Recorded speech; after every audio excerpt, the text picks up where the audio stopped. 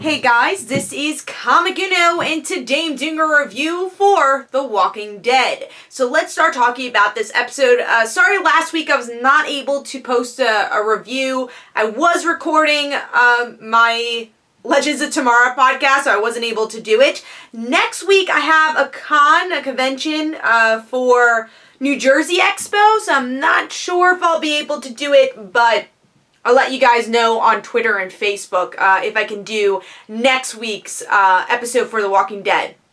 Let's start talking about this episode, which is finally getting back to Rick and his group in Alexandria, and the aftermath of Negan saying, hey, I control you, and he does, and he's proving a point. He takes all their guns, a lot of their food, takes their mattresses, and like I said, proves a point.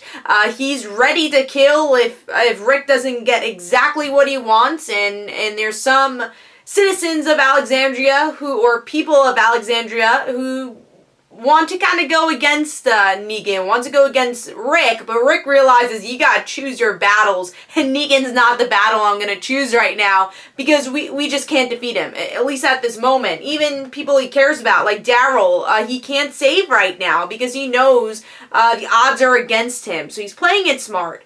But there's other characters that want to go against the system, like Michonne, Rosalita. These characters, they prove that they tried to go against the system, and we'll see if they're able to in the future, especially Rosalita. And that's pretty much the episode. So there's obviously some characters that are not focused here, so you don't really have Maggie in this episode. It looks like Maggie and Sasha are going to be in the next episode. I didn't know that they left Alexandria. I might have missed that. I don't know. Hopefully we learn more about that in the next episode. But it was nice to kind of see the crossing of some stories, because I feel like the season's very separated, like previous seasons that this has happened.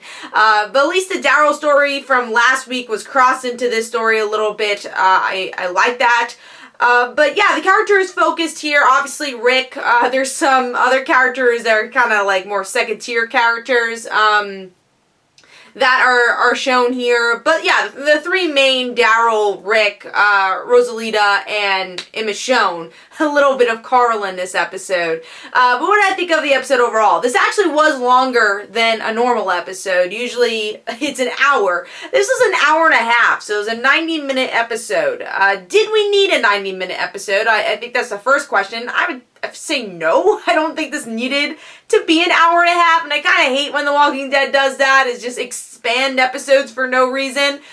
So I didn't think it needed to be an hour and a half, and there are definitely scenes that honestly could have been cut out. There are points where I'm like, alright, it kind of feels repetitive, or, you know, the story just feels like it's expanded for no reason. I just felt like, oh, we need an hour and a half episode, let's do this. But I don't know if the story really needed that amount of time to really tell that. So yeah, it's obviously a slow burn. I feel like The Walking Dead in general is a very slow burn, and that's kind of what this episode is. It just kind of proves how much of a villain Negan is, which I think we already knew that, so I kind of wish they used this episode to kind of go back to basics and see how Rick has changed as a character since Negan's encounter without Negan. Because we obviously saw how Rick has changed, because we're seeing him face Negan head on here. But I kind of wanted to just see Alexandria and the aftermath without Negan in this episode, and then maybe next episode bring Negan. Even though, honestly, the best part of this episode was Negan. He's a great, I like the actor a lot. I like